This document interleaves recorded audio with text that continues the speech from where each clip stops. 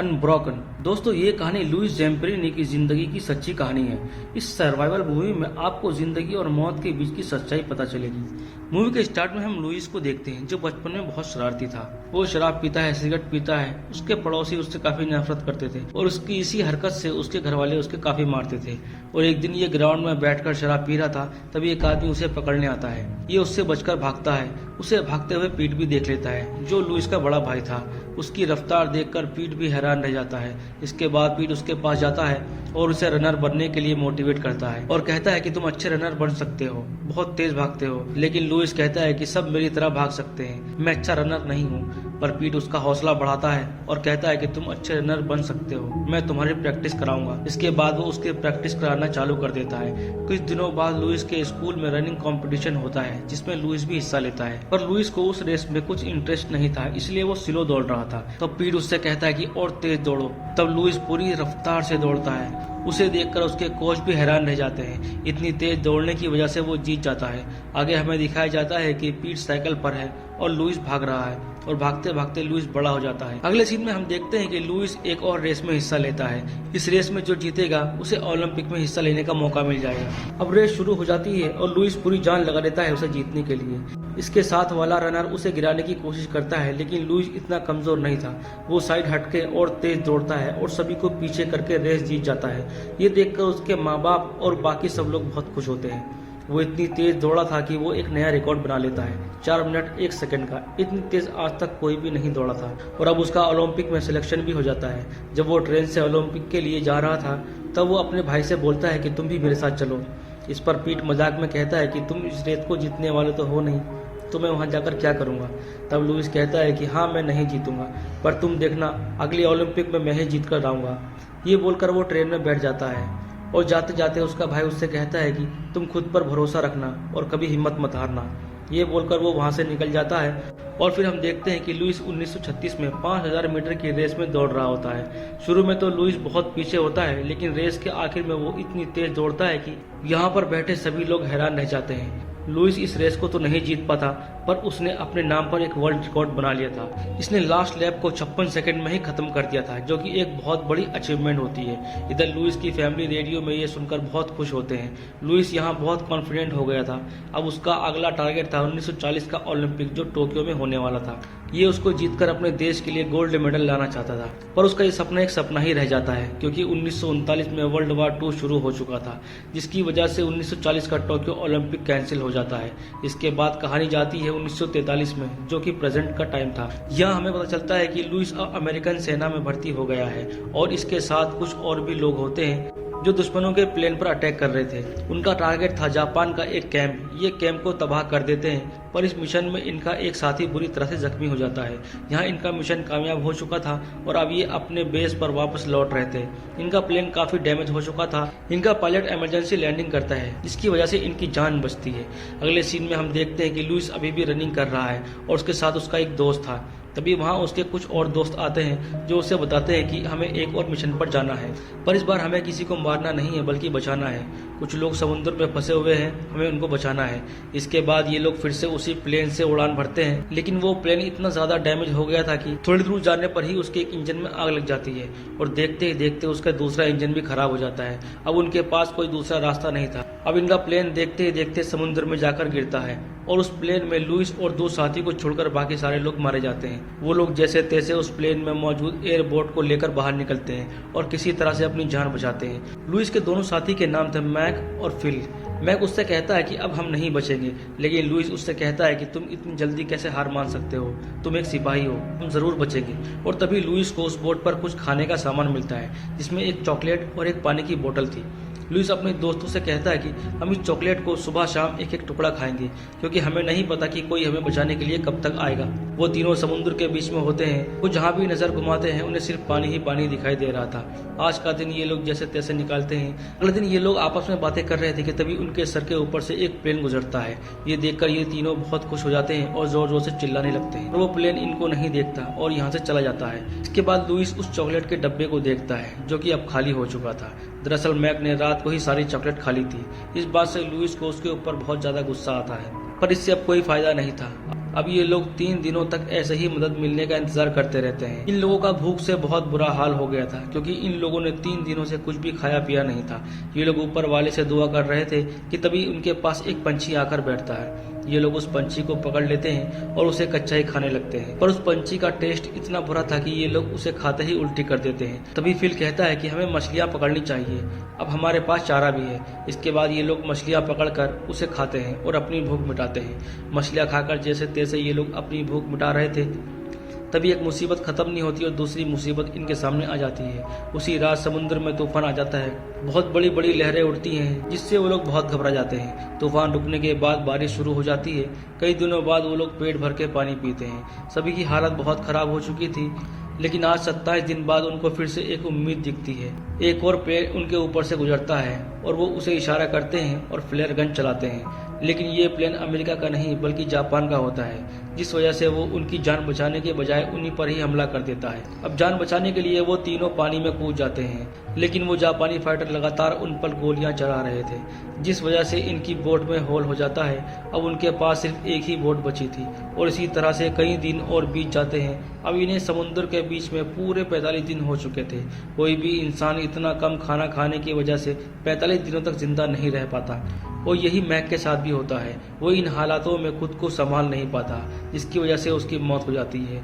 उन दोनों को बहुत दुख होता है और वो उसे समुद्र में छोड़ देते हैं और फिर अपनी मौत का इंतजार करने लगते हैं। लेकिन उनकी किस्मत में कुछ और ही लिखा था। कुछ दिन बाद उन्हें जापानी सेना देख लेती है और उन्हें पकड़कर एक जापानी कैंप में ले जाया जाता है, जो कि जंगल के बीच में होता है। वहाँ का हेड लुइस को पहचान लेता है, क्योंकि उसके पास उसका एक फोटो था जो एक न्यूज़पेपर में था। ये वर्ल्ड वार 2 का टाइम था। अमेरिका और जापान के बीच लड़ाई चल रही थी, इसलिए लुइस इनका दुश्मन था। तो वो लोग अपनी दुश्मनी निकालने के लिए उन्हें अंधेरे कमरे में बंद करके रखते हैं और उन्हें बहुत ही मारते हैं। अगले दिन उन्हें कपड़े उतारने को कहते हैं, तो लुइस और फिल दोनों अपने कपड़े उतारकर घुटनों पर बैठ जाते हैं। अब लुइस से ये सब नहीं देखा जा रहा था और उसके आंख से आंसू गिरने लगते हैं। दोस्तों, ये बहुत ही इमोशनल सीन था। कुछ दिनों बाद उन्हें एक नए जापानीज कैंप में भेजा जाता है, जहां हजारों की तादाद में अमेरिकन सिपाहियों को गुलाम बनाकर रखा गया था। इस जेल में जापानीज लोग अमेरिकन कैदियों पर बहुत जुल्म करते थे। उस कैंप का जो इंचार्ज था उसका नाम था कॉर्पोरल वाटानाबे, जो अमेरिका से सख्त नफरत करता था। वो सभी कैदियों से कहता है कि तुम अमेरिकन हो तो हमारे दुश्मन हो और तुम्हारे साथ ऐसा ही सुलूक किया जाएगा। सब लोग नजर झुकाकर खड़े थे, पर लुइस की नजर उसकी तरफ होती है। वो लुइस के पास आता है और कहता है कि मेरी आंखों में देखो। जैसे ही वो उसकी तरफ देखता है, वो उसके मुंह पर एक डंडा मार देता है और कहता है कि मेरी तरफ आंख उठाकर कभी मत देखना। यहाँ हमें पता चलता है कि ये कोई आम कैंप नहीं है। यहाँ अच्छे अच्छे लोग हिम्मत हार जाते हैं। रात को जब ये लोग सोने जाते हैं तो पता चलता है कि वो कैंप बहुत ही गंदा होता है। अगले दिन कॉर्पोरल इन सभी कैदियों से कहता है कि तुम लोगों में से ओलंपिक का एथलीट कौन है। लुइस अपना हाथ ऊपर उठाता है और कहता है कि मैं हूँ। फिर वो लुइस की अपने एक साथी के साथ रेस करवाता है।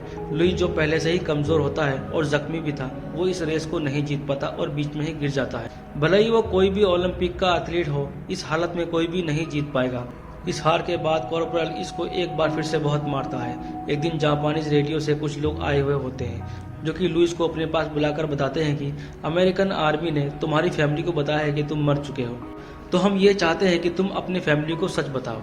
इसके बाद लुइस अपनी फैमिली को बताता है कि मैं अभी जिंदा हूँ और जापान के एक प्रिजनर कैंप में हूँ। इसके बाद जापान वाले अपना असली रूप दिखाते हैं। वो लुइस को एक पेपर देते हैं जिसमें ये लिखा होता है कि अमेरिकन गवर्नमेंट अच्छी नहीं है, उसने हमारे साथ धोखा किया है और हमारी गवर्नमेंट ने हमें इस हाल में छोड़ दिया है। ऐसा लुइस को रेडियो पर बोलना था। दरअसल ये सब जापान वालों का प्लान था। लुइस इसे पढ़ने को मना कर देता है, जिसके बाद ये लोग लुइस को तरह तरह का लालच देते हैं। वो उसे बोलते हैं कि अगर तुम ये सब रेडियो पर बोलोगे तो हम तुम्हें रिहा कर देंगे। लेकिन लुइस अपने देश के लिए इतना वफादार होता है कि उसने इस ऑफर को ठुकरा दिया था, ये जानते हुए भी कि इसका अंजाम बहुत बुरा होगा। और ऐसा ही हुआ। ये लोग फिर से उसे उस कैंप में भेज देते हैं। यहाँ कॉर्पोरल लुइस से कहता है कि मुझे पता था कि तुम मेरी तरह ही बहुत मजबूत हो, पर आज मैं तुम्हें बताऊंगा कि बात कैसे मानते हैं। इसके बाद वो सभी अमेरिकन सिपाहियों से कहता है कि तुम सब लोग इसे एक एक पंच मारो। पर अमेरिकन सिपाही ऐसा करने से मना कर देते हैं। इस बात से गुस्सा होकर कॉर्पोरल लुइस के साथी फिल को बहुत मारता है। कॉर्पोरल कहता है कि अगर तुम लोगों ने आज इसको नहीं मारा तो मैं फिल को जान से मार दूंगा। ये सुनकर लुइस इन सभी से अपने आप को मारने को कहता है। वो सभी ना चाहते हुए भी उसको लाइन से एक एक पंच मारते हैं। मारते मारते उसको रात हो जाती है। आप इस बात से अंदाजा लगा सकते हैं कि लुइस की क्या हालत हुई होगी। एक दिन लुइस अपने साथियों के साथ जख्मी हालत में बैठा होता है। तभी वहाँ पर कॉर्पोरल आता है और उससे कहता है कि मेरा प्रमोशन हो चुका है, अब मैं यहाँ से जा रहा हूँ। ये सुनकर लुइस मन ही मन में बहुत खुश होता है। लेकिन लुइस की किस्मत में एक बार फिर से उसे धोखा दे दिया था, क्योंकि कॉर्पोरल के जाने के बाद यहाँ एक हमला हो जाता है जिससे काफी अमेरिकन सैनिक मारे जाते हैं और इनका कैंप भी अब पहले जैसे रहने के लायक नहीं होता है। इसलिए बाकी बचे हुए सैनिकों को दूसरी जेल में शिफ्ट कर दिया जाता है और ये जगह वही होती है जहाँ कॉर्पोरल का प्रमोशन हुआ था। कॉर्पोरल को दोबारा देखकर लुइस गिरने लगता है, क्योंकि कॉर्पोरल अपना सारा गुस्सा लुइस पर ही उतारता था। इतने सारे सैनिकों में से सिर्फ उसे लुइस ही नजर आता था। वो हर बार सिर्फ इसे ही अपना निशाना बनाता था। यहाँ हम नए कैंप में देखते हैं कि इनसे पहले जितने भी सैनिक होते हैं इनकी हालत इनसे भी ज्यादा खराब होती है, क्योंकि यहाँ जितने भी लोग होते हैं उनसे जानवर की तरह मेहनत करवाई जाती है। एक दिन जब ये लोग नाव में कोयला भर रहे होते हैं तब एक सैनिक लुइस को ऊपर से धक्का दे देता है, जिसकी वजह से उसके पैर में बहुत तेज दर्द हो रहा था। ये जगह इन सबके लिए किसी नर्क से कम नहीं थी। हर दिन इनसे इतना काम करवाया जाता था कि जिससे अच्छे अच्छे इंसान की हिम्मत टूट जाए। एक दिन जब लुइस काम कर रहा था तब वो बहुत थक जाता है, इसलिए वो 1 मिनट आराम करने के लिए रुक जाता है। उसे यहाँ आराम करता देख वही सैनिक देख लेता है जिसने उसे ऊपर से धक्का दिया था। वो उसे सीधा कॉर्पोरल के पास लेकर जाता है और कहता है कि ये काम नहीं कर रहा था। कॉर्पोरल, जो इससे पहले से ही बहुत नफरत करता था, वो उसे उसके सामने रखी हुई लकड़ी को उठाने को बोलता है, जो कि बहुत भारी थी।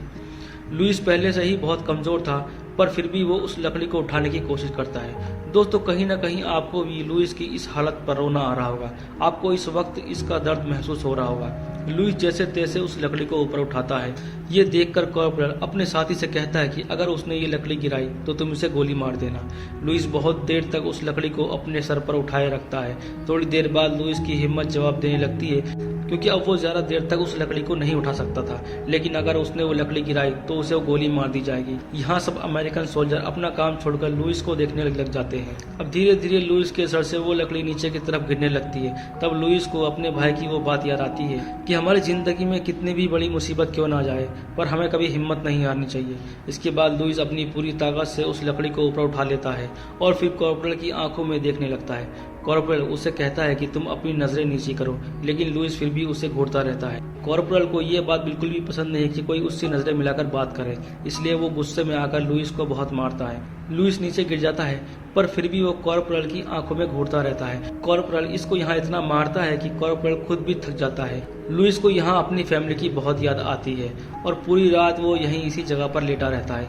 अब एक दिन इन सभी अमेरिकन सैनिकों को इकट्ठा करके बताया जाता है कि लड़ाई अब खत्म हो चुकी है, जिसके बाद जापानीज इन सभी को नदी में नहाने के लिए कहते हैं। ये सभी अमेरिकन सैनिक जब उस नदी की तरफ जा रहे होते हैं तो इन सबको लगता है कि ये जापानी झूठ बोल रहे हैं। थोड़ी देर बाद इनके ऊपर से एयरप्लेन गुजरता है, जो कि अमेरिकन होता है, जिसका मतलब ये था कि अब लड़ाई खत्म हो चुकी है। ये देखकर सभी अमेरिकन बहुत ही खुश होते हैं। यहाँ मौजूद हर अमेरिकन जश्न मनाने लग जाता है, क्योंकि अब अमेरिकन गवर्नमेंट इन सभी को सही सलामत अपने घर वापस पहुंचा देगी।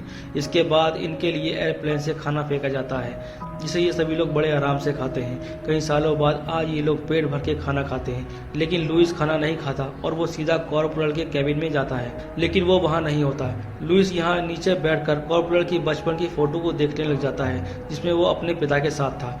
दरअसल लुइस यहाँ ये जानना चाहता था कि कॉर्पोरल उससे इतनी नफरत क्यों करता था। इसके बाद ये लोग इतनी मुसीबतें झेलने के बाद फाइनली अपने देश पहुंच जाते हैं। यहाँ आकर लुइस अपने वतन की मिट्टी को चूमता है और फिर अपनी फैमिली से मिलता है और ये मूवी यहीं पर एंड हो जाती है। दोस्तों, मूवी के एंड में हमें लुइस की रियल फोटो भी दिखाई जाती है और बताया जाता है कि उसने शादी कर ली थी और उसके 2 बच्चे होते हैं। इसके बाद हमें बताया जाता है कि कई सालों बाद सब कुछ भुलाकर लुइस कॉर्पोरल से मिलने जापान जाता है, पर उसने उससे मिलने से मना कर दिया था। अब हमें दिखाया जाता है कि लुइस 80 साल की उम्र में जापान में हो रहे ओलंपिक में भाग रहा होता है, जो उसका सपना था, और ये मूवी यहीं पर एंड हो जाती है।